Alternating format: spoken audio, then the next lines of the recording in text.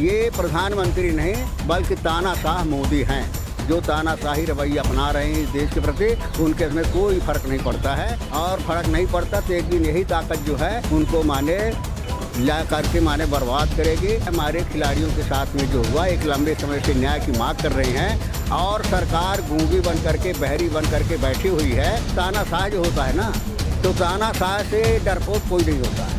ये तानाशाह है, ये सारे मूल्यों को भूल गया, संविधान को भूल गया, कायदा कानून को भूल गया। इस वजह से इससे डरपोक कोई नहीं है, और ये बाहर बहादुरी दिखाता है, 56 इंच का सीना दिखाता है, लेकिन इससे क्या डरपोक कोई प्रधानमंत्री। और इससे बड़ा दुर्भाग्य सरकार के लिए क्या हो सकता है देश के लिए। निश्चित रूप से इस न्याय की लड़ाई में हम सब साथ में हैं, और हर तरह से तन मन धन से इस आंदोलन को साथ देंगे, इस लड़ाई में साथ देंगे, क्योंकि लड़ाई व्यक्ति की नहीं है, जात की नहीं है। ये लड़ाई देश के स्वाभिमान और सम्मान की है। अंधविश्वास को, अंधभक्ति को तोड़ने की जरूरत है, और सच की आवाज़ को कहने की जरूरत है। उसमें सामने आना चाहिए, उनको भी अपना कलेजा मजबूत करना चाहिए कि सच्चाई है तो आकर के सामना करना चाहिए। 4 PM न्यूज नेटवर्क में आप सभी का स्वागत है। मैं हूं क्षितिज कांत। बता दूं आपको, हमारी मौजूदगी इस समय जंतर मंतर पर है, और लगातार आप देख रहे हैं यहाँ पर जो रेसलर्स बैठे हुए हैं आंदोलन में, उनको देश भर के तमाम कोनों से समर्थन मिल रहा है। हमारे साथ इस समय बात करने के लिए मध्य प्रदेश से सांसद हैं राजमणि पटेल जी, से इनसे हम बात करेंगे और जानेंगे किस तरीके का समर्थन दे रहे हैं। अभी आप रेसलर से भी मिले और अभी अंदर बैठे भी हुए थे, किस तरीके की बातचीत हुई अंदर? देखिए, ये जो है सबसे बड़ा जो हमारे देश की प्रतिभाएं हैं, जिनके ऊपर देश को गौरव होता है, वो एक व्यक्ति का मान अपमान की बात नहीं है, बल्कि हमारे देश की जो प्रतिभा है, हमारे देश की योग्यता है, हमारे देश की मेरिट है, जो वो मेरिट व्यक्ति की नहीं होती, देश की होती है। वो देश की प्रॉपर्टी होती है, देश का सम्मान होता है, देश का स्वाभिमान होता है। वो स्वाभिमान और सम्मान को अगर सत्या के तानाशाही रवैये के कारण उसका अपमान हो, तो ये सारे देश के लोगों का अपमान है।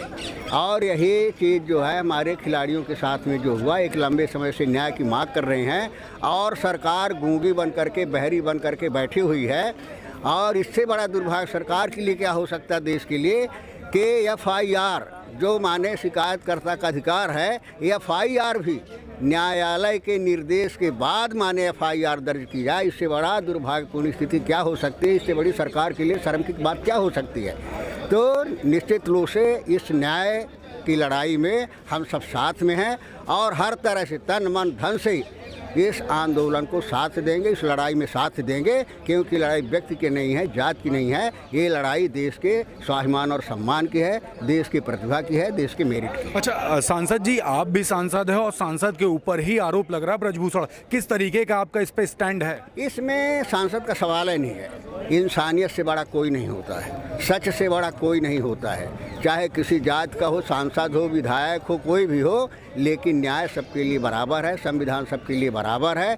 सबको न्याय की लड़ाई लड़ने का हक अधिकार है, उसको न्याय मिलना चाहिए। इस संविधान में, इस देश की व्यवस्था में सबका बराबर का अधिकार है, वहाँ कोई उसको, हमें सांसद उसके नज़रिए से देखने की जरूरत नहीं। अच्छा, सांसद ब्रजभूषण की बात करें तो वो कहते हैं JP नड्डा कह दे, या प्रधानमंत्री नरेंद्र मोदी कह दे, अमित शाह कह दे, तो मैं अपना इस्तीफा दे दूंगा। तो किस बात का डर है इन तीनों को, इन तीनों महानुभावों को कि इस्तीफा नहीं मांग रहे? किस बात का डर है? अब ये तो वही बता सकते हैं कि उनको किस बात का डर है, लेकिन अंधभक्ति से देश को नहीं बचाया जा सकता, देश को नहीं चलाया जा सकता। अंधविश्वास को, अंधभक्ति को तोड़ने की ज़रूरत है, और सच की आवाज़ को कहने की ज़रूरत है। उसमें सामने आना चाहिए, उनको भी अपना कलेजा मजबूत करना चाहिए कि सच्चाई है तो आकर के सामना करना चाहिए। और ये सरकार का तो कितना भ्रष्टाचारी हो, कितना अन्याय करे, शोषण करे, अगर CBI जाँच करे, दूसरे एजेंसियाँ जाँच करे, और हजारों आरोप, और इसके बाद शाम को भारतीय जनता पार्टी के सदस्यता ले ले, तो सारे आरोप खारिज हो जाते हैं, वो ईमानदार बन जाता है। तो सरकार की नीति है, सरकार ही कर रही है, इसी वजह से कोई दबाव होगा सरकार के ऊपर। अच्छा, राजनीतिक विशेषज्ञ सर ये बोलते हैं कि लगभग 6 से 10 सीटों का नुकसान होगा अगर ब्रजभूषण शरण सिंह से अगर इस्तीफा मांग लेते हैं तो, और दूसरी तरफ इतना बड़ा आंदोलन देश भर के कोनों कोनों से लोग यहाँ पर आ रहे हैं, तो प्रधानमंत्री क्या लग रहा है आपको, किसका समर्थन करेंगे? नहीं, देखिए ऐसा है कि प्रधानमंत्री तो अगर प्रधानमंत्री के हैसियत से करें तो उनको समर्थन करना चाहिए, जो हमारे खिलाड़ी साथी बैठे हैं, क्योंकि उनके साथ में न्याय है। लेकिन ये प्रधानमंत्री नहीं बल्कि तानाशाह मोदी हैं, जो तानाशाही रवैया अपना रहे हैं इस देश के प्रति, उनके इसमें कोई फ़र्क नहीं पड़ता है। और फ़र्क नहीं पड़ता तो एक दिन यही ताकत जो है उनको माने ला करके माने बर्बाद करेगी। तब उनको समझ में आएगा कि माने सत्य में शक्ति कितनी होती है, ईमान में कितनी शक्ति होती है, तब उनको पता चलेगा।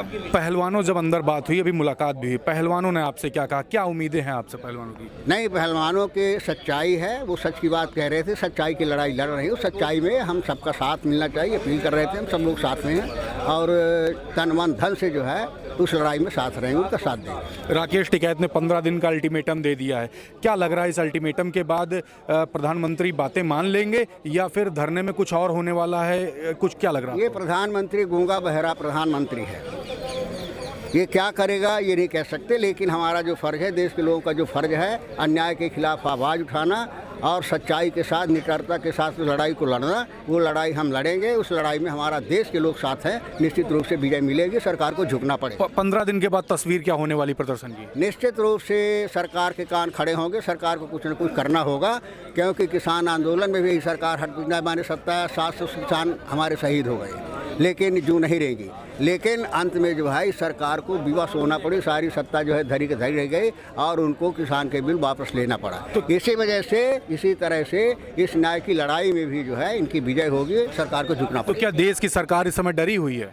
देश की सरकार डरी हुई है। तानाशाह जो होता है ना, तो तानाशाह से डरपोक कोई नहीं होता है। ये तानाशाह है, ये सारे मूल्यों को भूल गया, संविधान को भूल गया, कायदा कानून को भूल गया। इस वजह से इससे डरपोक कोई नहीं है और ये बाहर बहादुरी दिखाता है, 56 इंच का सीना दिखाता है, लेकिन इससे काय डरपोक कोई प्रधानमंत्री नहीं। तो देश के प्रधानमंत्री से आप क्या कहेंगे?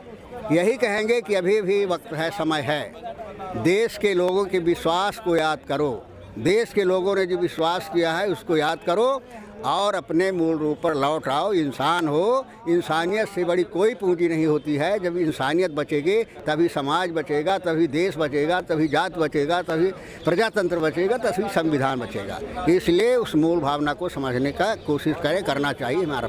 धन्यवाद, धन्यवाद। आप सुन रहे थे मध्य प्रदेश के सांसद जी को।